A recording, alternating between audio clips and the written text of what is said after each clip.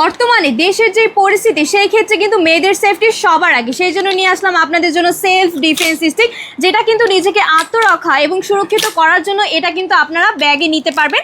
যে কোনো জায়গাতেই কিন্তু এভাবে কিন্তু আপনারা ব্যাগে ক্যারি করে নিতে পারবেন, যেহেতু এটা হালকা ওজনের থাকছে এবং এটা কিন্তু একদম স্ট্রেটলি এভাবে থাকবে। সো বলুন ভাইয়া এটা ডিটেলস সম্পর্কে।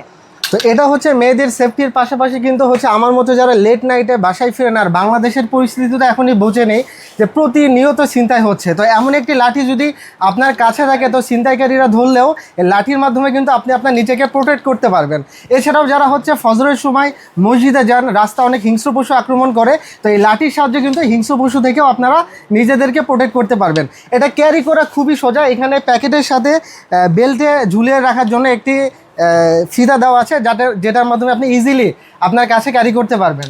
আর বাজারে আরেকটি প্রোডাক্ট পাওয়া যায়, সেটি হচ্ছে মেটালিক স্টিল দিয়ে বানানো। এটা হচ্ছে খুবই নিম্নমানের কোয়ালিটি। এটা হচ্ছে আপনারা কাছ থেকে দেখলে বুঝবেন এটা হচ্ছে নড়ে।